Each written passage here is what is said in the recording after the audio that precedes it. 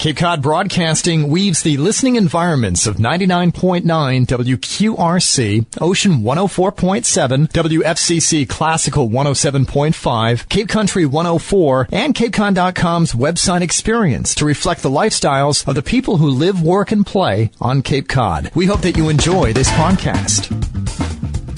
Good morning. I'm Laura Reckford, and this is Sunday Journal. I'm here in the studio with Greg Barr, Director of the NOAA Center in Hyannis and also Director of Individual Housing Search at the Housing Assistance Corporation, Patty Watson, Assistant Director of the Family Pantry of Cape Cod in Harwich, and Don Jenkins of Orleans, who is a volunteer with the Bob Murray Housing with Love Walk, which is coming up later this month. Welcome to the show to all of you. Thank you. And we're really talking about the Bob Murray Housing with Love Walk, but also it influences many nonprofits here on the Cape. And so, Don, let's start with talking specifically about the Bob Murray Housing with Love Walk, when it starts, what it is, and how it helps different organizations on the Cape. Okay, thanks, Laura. 21 years ago, 22 now, Bob Murray began walking across the Cape from Falmouth to Hyannis to raise awareness and raise money on behalf of a bunch of organizations that are all involved in affordable housing. We've versed the direction. Now it's Provincetown to Falmouth because there's a big hill in Truro. And unfortunately, we lost Bob last year. He's just been an amazing contributor to so many people on Cape Cod. He started multiple affordable housing centers. He started multiple food pantries, including the Family Pantry in Harwich. Just an inspiration. This year, the walk begins on Monday, the 14th of July at St. Mary's Church in Provincetown, and we walk from there to, on the 20th of July, we end in Falmouth. Now, only a few people, Lori Sexton being one, will actually walk the entire distance. Bob used to walk the whole way. The last time he did it was in a wheelchair. Amazing. But most people will just pick a day local to them and participate in whatever segment of the walk they'd like to participate in. For example, the Homeless Prevention Council sponsors the walk from Provincetown and through Orleans. The Harwich Ecumenical Council for Housing and sponsors the walk through Harwich. Housing Assistance Corp sponsors the walk through Hyannis. The Falmouth Housing Corp sponsors the one on their end. And so people participate in whatever segments and show their support in whatever segments they'd like to. The best way to find out where and when these walks each day begins, go to murrayhousingwalk.org, M-U-R-R-A-Y, housingwalk.org. You can get more information there, and also you can get information about how and where to donate through that murrayhousingwalk.org website. And the interesting thing about the walk, and I know over the years talking to Bob Murray about it, and people would say, well, why are you doing this on the hottest days of the year and walking along highways on the Cape, Route 132, not exactly the most scenic parts of the Cape? And he said, well, that is really the mission, is about awareness of homeless people and the need for housing on the Cape, that there are people on the Cape who they don't have the option of what day they have to be outside or what road they have to walk on. And so that's a big part of it. And Don, as you were saying, people can walk along on a part of a day or an entire day or several days if they want to, or even do the whole thing. You can walk on any part of and participate that way. And it's just about showing your support to the cause. And then you can also give money to the cause. Right. Just a couple of data points. And for one thing, this is a major fundraiser for these 10 nonprofit agencies. I think last year we raised about $230,000, and that's pretty typical. Just to remember something, not everyone who needs our help is actually homeless, although the NOAA Center does a beautiful job.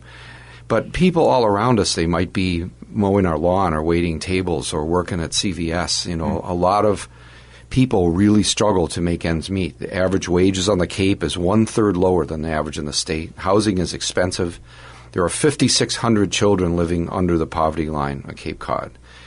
There are only 49 affordable housing units for every 100 families that need them. So people need our help. Maybe all they need is a $1,500 to get them through that month because their child was sick and they couldn't go to work that week, or their car breaks down, they can't get to work. They just need some help to stay in their homes, and it's so important. I think the average cost of helping a family stay in a home is $1,500 in the experience of these groups we work with. The average cost of a family that loses their home and enters the state shelters, etc., is over $20,000. It takes months to get back to that point, and that doesn't begin to measure the human cost of the disruption. So it's really important to understand that private donations really make the difference for these organizations, and our neighbors really need our help. They need us to be there for them. And it's a very important point, as you said, not just homeless people, but so many people have housing issues on the Cape. And that brings us to Greg Barr, who works at Housing Assistance Corporation that runs the NOAA Center, which has actually expanded its mission. But you're also at Housing Assistance helping people who might just need that $1,500 that Don mentioned just to get them through the month. Tell us about that, what Housing Assistance does, and also what NOAA does. Well, actually, I just kind of like to back up and hit on something you just said, Don, and that is, when money is given and we give it out to people in need, we are very discreet. I'll say that for myself and our organization. I'm sure for other ones as well. It's not like we just pass out money to anyone who calls up. We do screen people. We do try to work with them and say, what is your income? What are your expenditures? And really weigh out each situation to see what the real need is here, because the real need is not always a little pile of money. So I just wanted to throw that in there. But anyway, so housing assistance, I'm amazed at how much they do. Rick Presbury years ago had a vision for helping people on the Cape in many ways, and it has expanded greatly. HAC, from the NOAA Center to helping families, to families in shelter, to reverse mortgage, to foreclosure prevention, there's so many areas that HAC helps people. And it's the whole range of housing issues, really. Yeah, from A to Z, really. And you're specifically at the NOAA Center, yes. which now has an expanded mission with being open all day long. Is that right? Yeah, things have changed around there. When I just to tell you, 10 years ago I started out as a volunteer. I did that for a couple of years at the front desk at NOAA. I just wanted to help out somehow, and figured I can answer a phone. So after a couple of years, I became the housing guy for individual housing search, and that went really well. I was that for 7 years. Last Thanksgiving, I became the director of NOAA, and it's a homeless shelter. Helping people stay alive for another night. But past that, it's not just helping people stay alive, but it's helping people to think through and move on with other services, to move ahead in their lives. It happens all the time, happens every day, not just to have a place to sleep, but to move ahead in their lives. So this new day center that's opened up, it's an extra 37 hours a week. We have a staff member on, and it gives people a place to go who don't have housing, who, at NOAA, you have to leave at 7:30 in the morning and come back at 4:30. So having daytime hours, it allows people to come back and just have a place to sit and rest and think and talk and access other services, again, so they can move ahead in their lives. I really emphasize that, because that is what we do. Such a lot of work that Housing Assistance Corporation is doing, and as you say, the whole realm of housing, from people who are homeless to people who are in danger of foreclosure on their home. Yeah. And Patty, at the Family Pantry of Cape Cod, I know you help people from the entire Lower Cape region, and has the need been increasing in recent years? We've seen a huge increase in our need. We've increased our services over 60% in the last 6 years. It's a dramatic increase in our ability to serve all of the Cape. At the Family Pantry of Cape Cod, it doesn't matter where you live. Eligibility is based on income. And the income guidelines that we follow are based on the USDA poverty guidelines. And that basically determines that a family of 4 that makes under $44,000 a year is eligible for free food, according to the federal government. And that doesn't include this large population across the country and specifically here on the Cape that we call the food insecure. And this is the group that Don was talking about before that we really want to focus on at the Family Pantry of Cape Cod. We want to be able to provide free groceries for those families in need so they can save that money to buy something for their home or pay an electricity bill and keep them in their home. We want to be part of this amazingly generous safety net on the Cape. The Cape is a pretty tricky place because there's a lot of income, there's a lot of wealth on the Cape, but we always say at the pantry that hunger never takes a vacation. And there's a lot of unseen need on the Cape. So on behalf of our executive director, Mary Anderson, and our long relationship with Bob Murray, the Family Pantry of Cape Cod is so grateful to be a part of this conversation. And I think Bob Murray actually, was he instrumental in helping to found your organization, in fact? Actually, 25 years ago this summer, Bob Murray and George Morris were our founders, a part of 6 or 7 guys out of the St. Vincent de Paul group at Holy Trinity Church. Saw the need 25 years ago. And the 2 guys, George and Bob, are not only generous and loving, they are smart and savvy.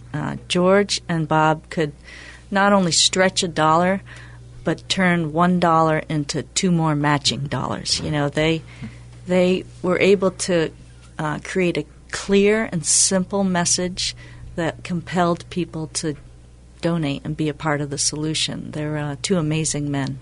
And Bob, I think, was also very involved with starting the Harwich Ecumenical Council yes, for the homeless. He started that. He was on that board. He also started the Falmouth Housing Corp.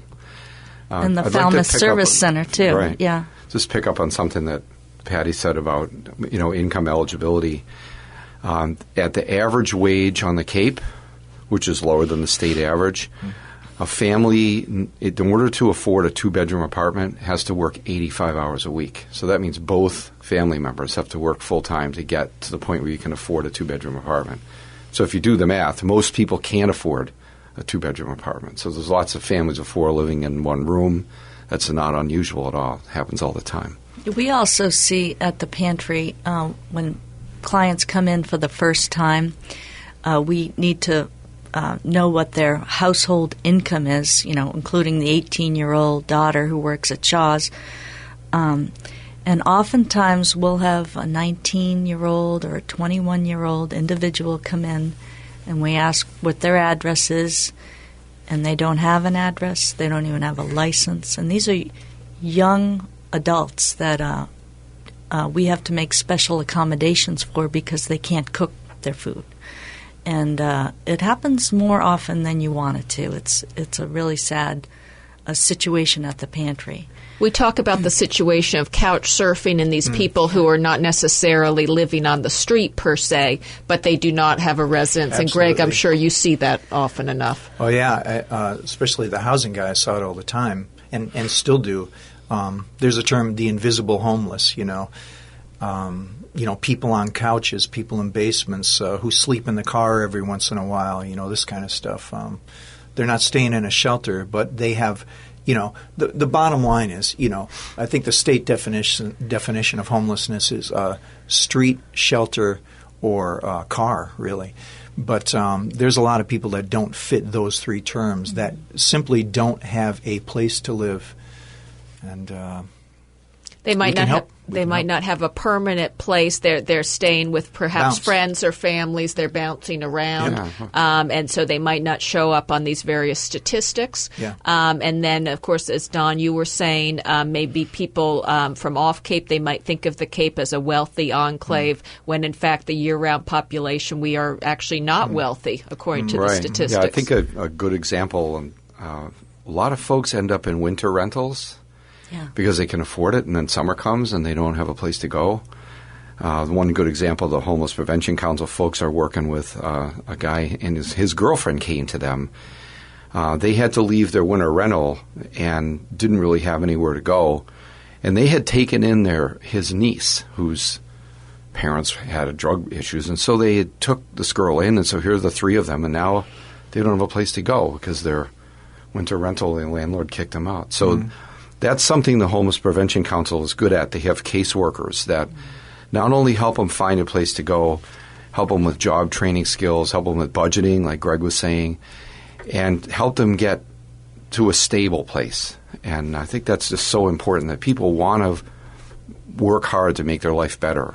Sometimes they just need some help to get there. I think it's important to note, too, that there are more people than there are workers. I mean, we are swamped in these organizations. We could literally just work 24 hours, and you always walk away from a day just with the feeling that you have only done a little bit.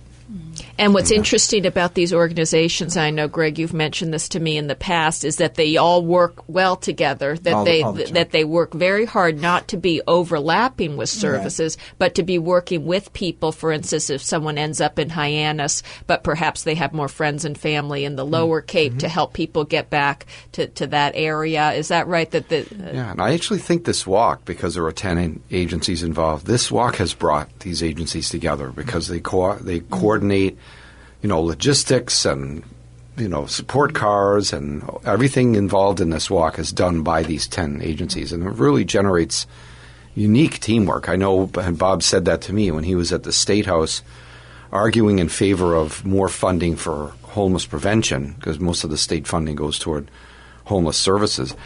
They said, well, there's no money, but we really want to compliment you on how much cooperation is going on between your agencies, but there's no more money left. Right? And that's where private donations mean so much. In a similar way, the food pantries have formed the Cape Cod Hunger Network, and that's co-chaired by Mary Anderson and Brenda Swain, and they all work together with the pantries on the islands, and people are amazed when they hear that there are 30 pantries across the Cape. And as I said earlier, the generosity of Cape Codders is amazing, not only in financial donations, but in time given to volunteer. The pantry, when I started at the pantry 4 years ago, we had 200 volunteers. And now, within 2.5 years or so, we're up to 400 volunteers in order to meet this need. The need really continues. We're out of time. We've been talking about the Bob Murray Housing with Love Walk, which starts Monday, July 14th. People can come and walk. They can bring a check. It benefits 10 social service organizations across Cape Cod. I'm Laura Reckford, and this is Sunday Journal. This podcast is a presentation of Cape Cod Broadcasting, which is solely responsible for its content. Thank you for listening. For more information, please visit us at capecodbroadcasting.com.